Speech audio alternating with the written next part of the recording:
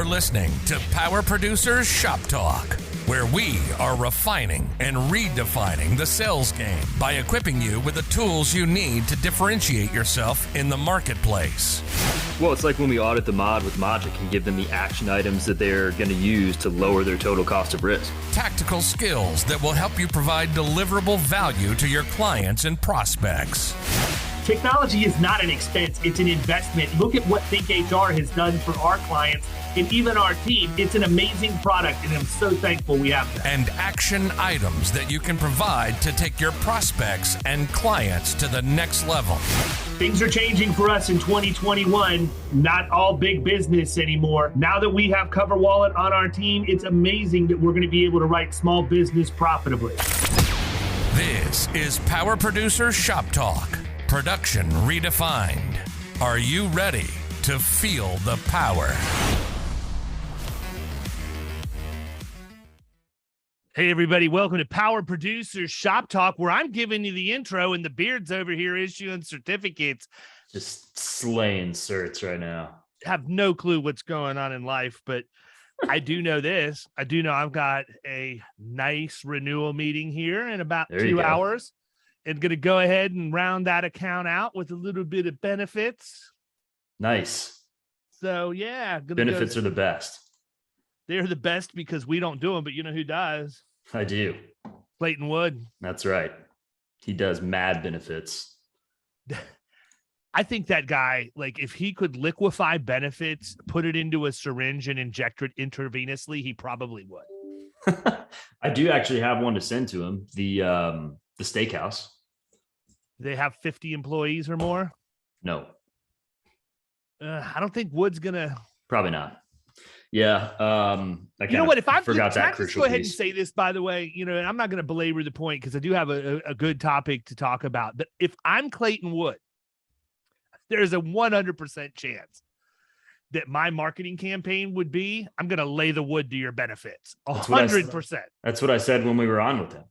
Oh, I don't even remember you saying that. But there is a one perfect then. I'll give you credit for it. I don't care. Yeah. I think it's awesome. I think it's like, awesome whoever came up with it. I was like, how is your marketing campaign or branding not something revolving around laying the wood?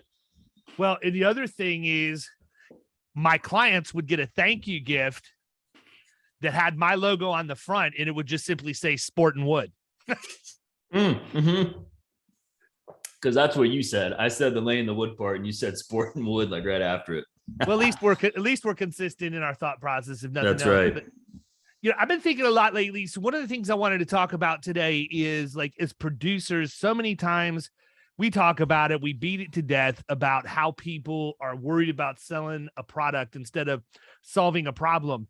I'm beginning to believe that our peer group does not understand how to even identify those problems that they need to solve to get information. And so that's kind of what I wanted to talk about, at least on this episode. And we may bleed over into another one from it. But as I've gone around and spoken in the recent past, and I'm getting ready to head up to the Big Eye of Georgia next week in Savannah. You're just doing big eyes of everywhere. Not Oklahoma, freaking just big eyeing it up. Well, you know what? Here's the thing. I'm not going to go everywhere. I'm limiting how far I go and where I go. Oklahoma is awesome, by the way. Never had been there before. Great town. We were in Tulsa. Really wish I would have probably built a day on either side of the trip just to kind of go out and explore. Went to, by the way, this is my ADHD kicking in because I'm already in a completely different direction than where I was headed. But we went to this place, man, called I think it's called Bull in the Alley or something like that. I don't remember. Okay. I'll have to go. Hold on, let me look, because Trent Willis is the one I went with, him and Wes Becknell and a couple of other people. But let me see what this place is called, because I am going to give them a shout out. The restaurant was fantastic. Bull in the Alley in Tulsa, Oklahoma.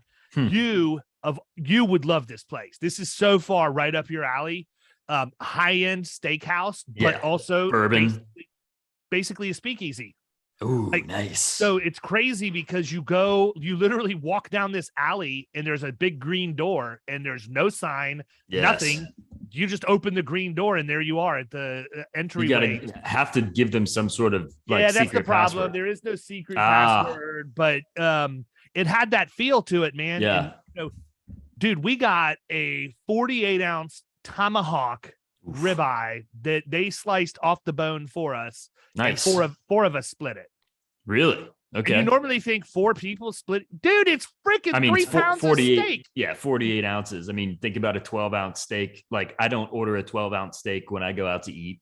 Like, I get an 8, maybe a 10. So yeah, I mean, it just depends. Like most ribeyes, I think, are probably like 10 ounces when you get them at the steakhouse, right? Yeah. But that's fillet, pretty. I mean, usually 6 or 8 ounces steak on a fillet. But yeah, it was huge. It was very, very good, man. But they had these.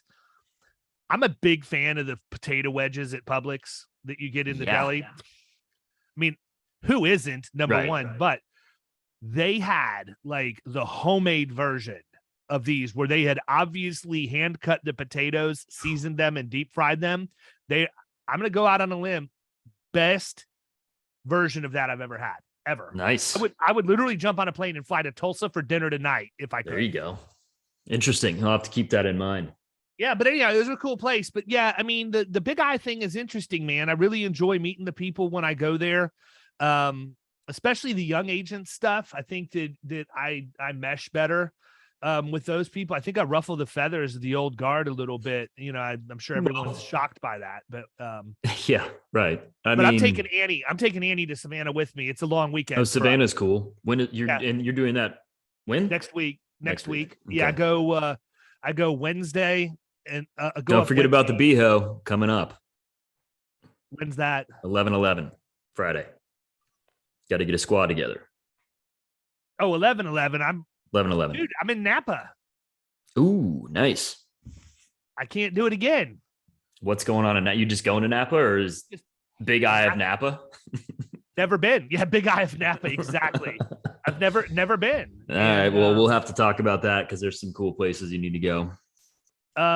Already booked for a good bit of it. It's changed a lot too because of COVID, right? So you have to get a party bus to go to some of the wineries because that's the only way you can get a bigger group in at this point. Oh, you were there since COVID. So I was there literally a year ago, November. Okay. Yeah, so we're definitely going to Camus. We're definitely going to Cake Bread. Those are already booked. But it's not just me, man. It's me, it's Mick Hunt, Chris Paradiso, Bradley Flowers, Scott Howell, Matt Namoli, Kerry Wallace, Jeff Roy, and Daniel Song, and all of our spouses. That's a pretty strong group.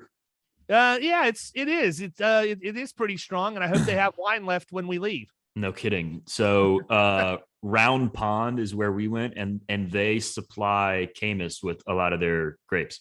Oh, nice. Yeah, it's right across the street. But anyhow. Yeah, so it's pretty cool, man. I did it right because Annie's been dealing with a lot of crap at work anyhow. So we are flying out the night before. I think we're flying out there Wednesday night, and we're going to stay at the Ritz-Carlton at Half Moon Bay out below San Francisco. But so Daniel Song's the one who kind of coordinated this whole thing. And when he sent it out, he sent us a deal from Costco. And like we got the place we're staying plus a spa credit plus a rental car. And then I upgraded the rental car to a convertible. So we'll be driving a convertible from Half Moon Bay up to Napa. There you go. That's the way to do it. And it'll be be perfect out. It won't be, I mean, it wasn't like freezing when we were there. It was chilly, but I mean, I would recommend checking out Alcatraz because that was pretty cool. If you guys have time to do that. I plan on checking out a fine variety of cigars on the porch of wherever we're staying. There you go. So we'll see what happens. But anyhow, back to what we were talking about. I think people have a hard time identifying, how to figure out the problems. And the thing is, part of the issue is the only solution has been to sell them insurance, right?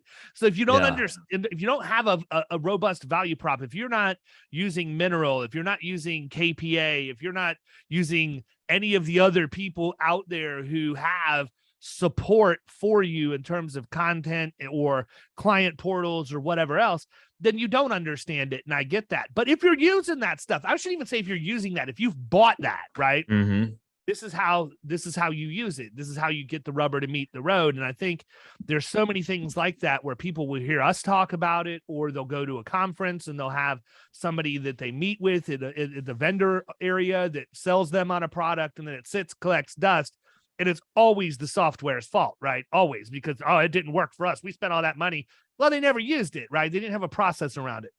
Mm-hmm. So today, what I wanted to talk about, at least on this episode, is how you can identify the problems that people have by asking them by answering the questions that they don't know they have, right? So if you think about it, most of the time when somebody sits down, they're thinking about their experience mod being above 1, or their worker, even more elementary, why did my workers' comp go up this year, right? Right. Well, you and I both know that it could be the experience mod, or if it's in a state outside of Florida, perhaps it could be that the scheduled rate or the rates were debited as opposed to being credited, or maybe they were moved from an underwriting company that had a lower loss cost multiplier to one that is higher, which forced the overall rate up and the premium subsequently.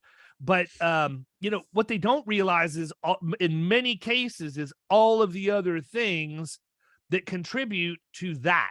The average business owner or decision maker they equate a workers' comp problem to an increase in premium. That's their workers' comp problem, right? Now, they may know that they have accidents, but at the end of the day, I mean, I don't know how many times you've heard this. I know I've heard it a lot, where you'll go in and somebody say, my workers' comp carrier jacked my rates up, and all we had was one, we've only had one bad claim in the last 5 years, and now I live with it, blah, blah, blah, blah, blah. Well, then you find out that claim was $250,000. Yeah, and they're paying $20K in premium. Correct. And so they don't understand it. So, that's a great opportunity to sit down and educate somebody on, well, it's not quite that simple. Here's how it works. And we walk them through, state administered pricing, the experience mod, and all of that. But, I think that part of the reason people don't use products like Mineral is because they don't understand the power of using them at the point of sale and in prospecting. And so, for example, talk about the prospecting part, because the point of sale seems a little bit, at least in my perspective, seems a little bit more straightforward. But what about the prospecting aspect of it? Not to derail your thought process there. Yeah, no. I was going to talk about both of them anyhow. But I mean, from the prospecting standpoint, they've got all kinds of marketing materials in there, right? So let's just say that we see somebody who had a spike in their mod, because we pull the mods before we go talk to people or talk to them on the phone. We see somebody who has a spike in the mod, and we're led to believe that it's, got something to do with, indemnity claims, or maybe claims in general, right? So from a prospecting standpoint, maybe I go in and I open the conversation talking about an accident investigation process or an accident reporting process, and find out who handles that, and is it formalized, and what does it look like? And if they don't have one, have the ability to say, well, here's an example of the workflows that we provide our clients. Don't give them the whole program, but give them kind of the outline so that they don't feel threatened, right? Because I feel like if you give them the whole program, then all of a sudden it's like you're trying to maybe come on a little bit too strong. But if you give them an outline, it's more like, hey, here's this, you can try and figure it out. Or I'm going to say, look, here's the overall process that we talk to our clients and prospects about. But, probably not something you necessarily want to try and implement on your own. Right. So we also have the ability to set up time to come back to you and talk about that. Mm-hmm. Yeah. I mean, I think that's good for sure. I think it definitely can be, depending on the size of business and the scope of everything. It can totally be overwhelming if you come in really hot out of the gates. You don't want to come in really hot. But I mean, the number one example that I always use is the benchmarking reports, right? Going in and using the salary benchmarking. You go in to talk to somebody and they're complaining about the fact they can't keep help, they can't find help, whatever else, and they're throwing objections at you. And That's a great, I mean, if that's the case, they're playing right into my hands. It's funny because that's exactly why I'm here today. I'm not going to take any more of your time, but I did want to leave this benchmarking information that we've got on the average salary for people in your industry in the Bay Area, the state of Florida, and the nation. The other thing, though, I mean, if you and how long does it take you to do that? I mean, to go into Mineral or KPA and put together a benchmarking report for plumbers in Tampa Bay of the size, let's call them, let's say they've got 30 or more employees or whatever. Not 5 minutes. Right. So, I mean, and the other thing is you're leaving them something of value that they're likely to look at. So you always want to have something else in your drop folder, in addition to that benchmarking report that ties it back to the agency. But there's 100% chance they're going to open that. They're likely to look at it, and they're likely to have never seen it before. I mean, they may like, research on their own a little bit, like, okay, how much is, my competitor XYZ company paying their people on average, but they don't have a full-on benchmarking report for the entire industry. Right. Yeah, So, I think the other thing too, though, is a lot of people are going to say something like, well, we don't have that, and our agency doesn't have the money to go buy it, or my agency principal is not going to, get behind us doing that if it's going to cost money. So, you know what? Here's the thing, people. If you're not getting that kind of support, go work for a different agency. I mean, I hate to say that, but that's number one. Number two is we got to get rid of this scarcity mindset that everybody has. If you constantly are hearing, how much does it cost? How much does it cost? How much does it cost? And you're not hearing, how much will I make? How much will I make? How much will I make? You're in the wrong place, right? Scared money don't make money, playa. Yeah, exactly. And so I think that's part of it. But if you don't have the ability yet to invest in a tool like that, go to the Bureau of Labor Statistics website and make your own, man. Go to the OSHA website and make your own benchmarking reports. The data's there. You just need to get a little bit of creative formatting, right? Mm-hmm. And I think that's a big deal. I think that too many people they think that you have to go get the software. Now, don't get me wrong, man. Mineral is a breeze for us. For sure. But I think that is, we talked about solving, people's problems and answering the questions that they don't really know that they have necessarily.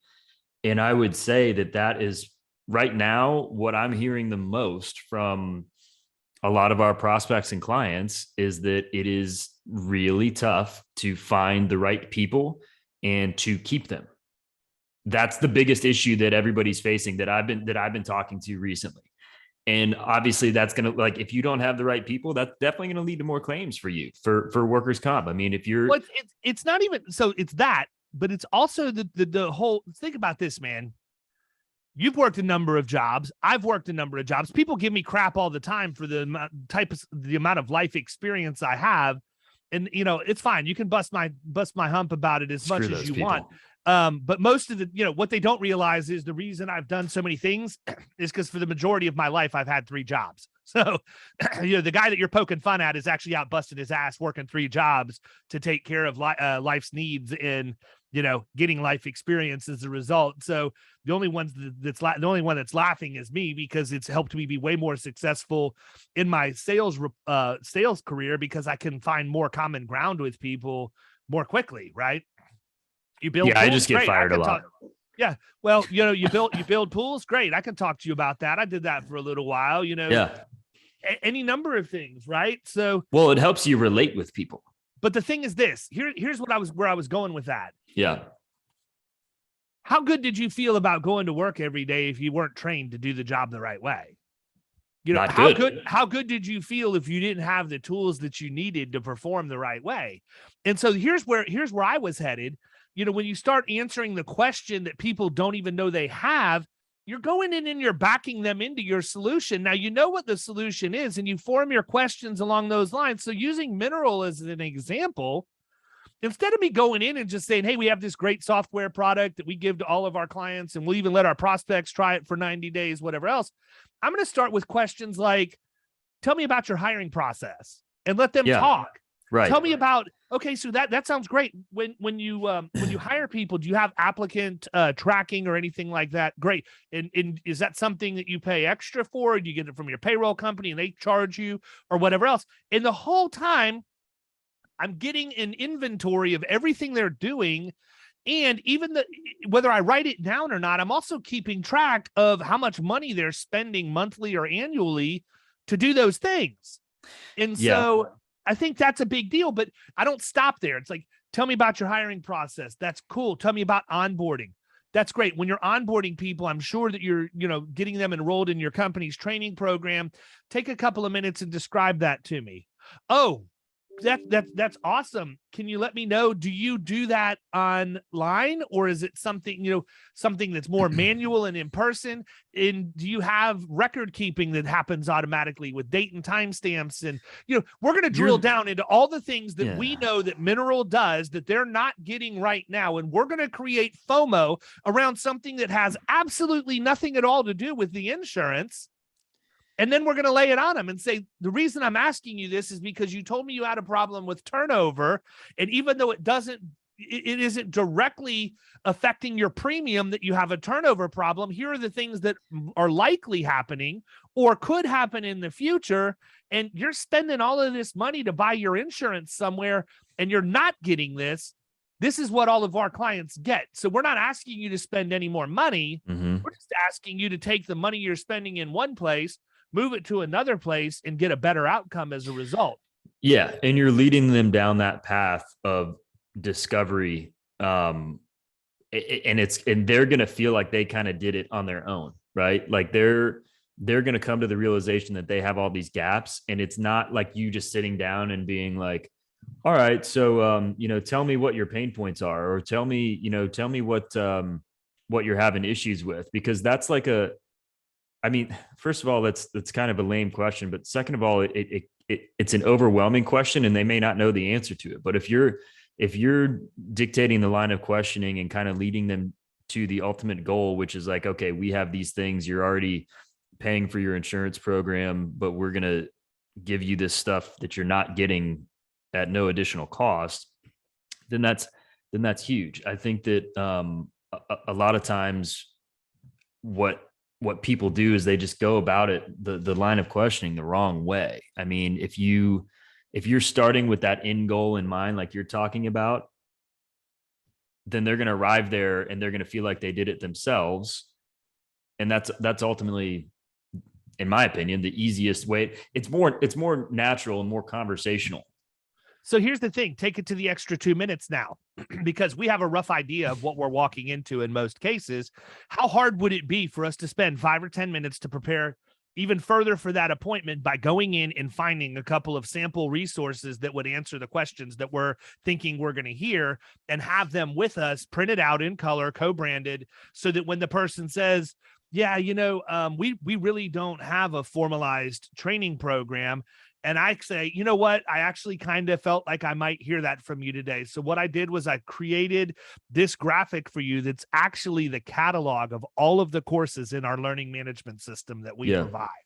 And here are some things that we've talked about today. Here's the discrimination training we discussed. Here's the sexual harassment training we discussed. And, you told me you had a problem with somebody falling off of a ladder.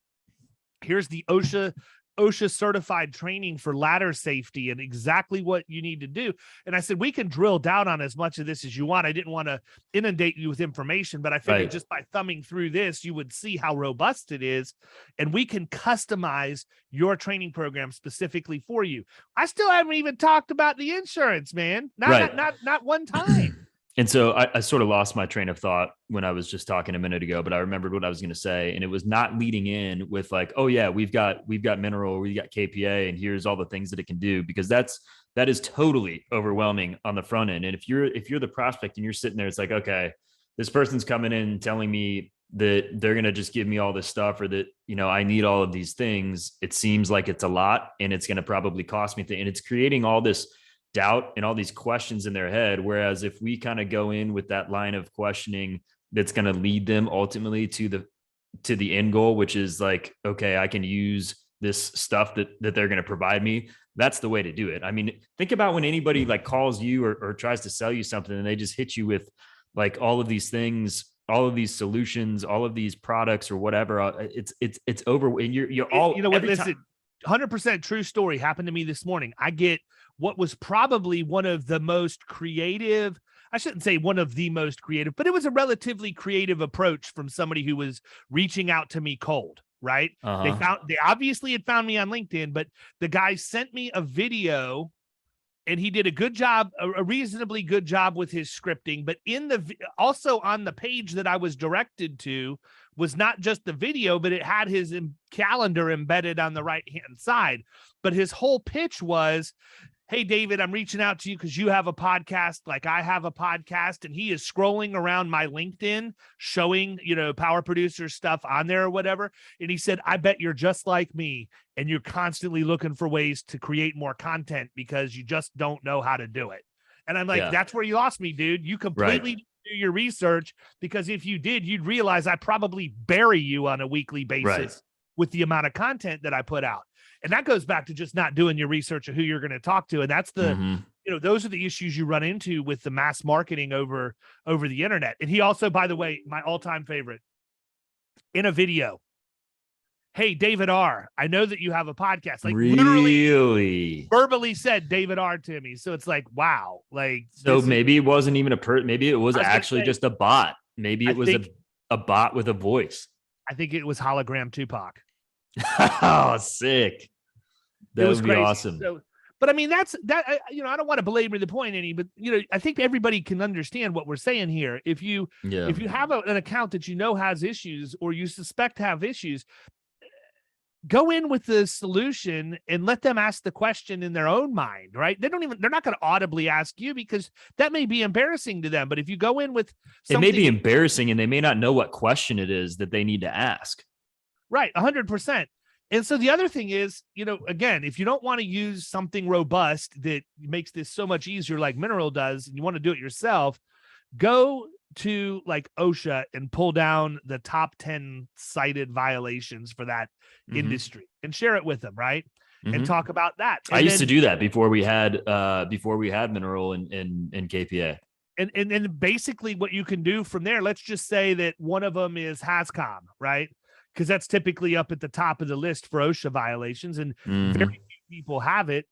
Go in with a copy of a sample HASCOM program with you and say, hey, look, top 10, just wanted to show you, this one's number one for your industry, and I wanted to bring you a sample of what our HASCOM program looks like. Realize it could maybe be a little overwhelming on you, but I wanted you to have a look. This is something obviously we would be able to tailor directly to your firm, but it's also really important. I wanted you to have it in case OSHA happens to come and visit. Solid. I mean, they're going to remember that, right? And then you follow up the next week when say, hey, it was great meeting. And then, so that's the other part that's important too. Like, you're not going to go in sometimes on a drop or just like whatever and give them this and just, they're going to be like, oh my God, I need to hire David. Like, you're going to have to follow up with them several times. I mean, that was like when I was selling office supplies, that was like very, very rarely was I going to, my goal was to go make the sale when I walked in. Very rarely was it happening on that first time. There was a million times where I had to go back 5, 6, 7 times, maybe within a 2-3 week span. Now, in our industry, maybe it's not that frequent just based on the buying cycle. It's not, something that they're running through and using like paper and ink and so forth, but you can't just expect that it's the magic sauce and you're going to go show up with the benchmarking report and be like, hey, I did this for you, and expect that you're hired right there on the spot.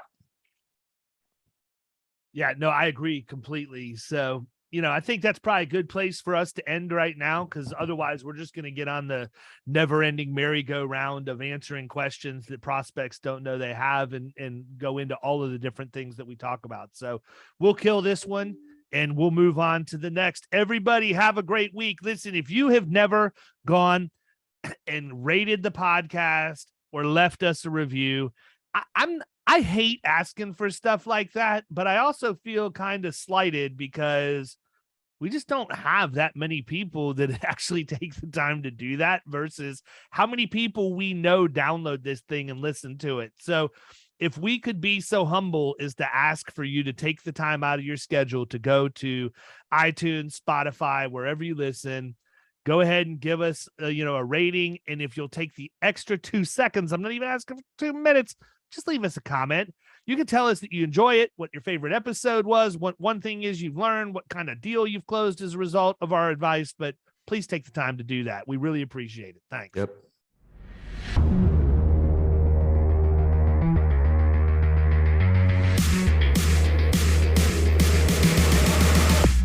You've been listening to Power Producers Shop Talk. You can follow us at the Power Producers Podcast on Facebook and Instagram. And if you want to take your game to the next level, check out our commercial insurance training course at killingcommercial.com or visit Amazon to pick up a copy of our international best-selling book, The Extra 2 Minutes.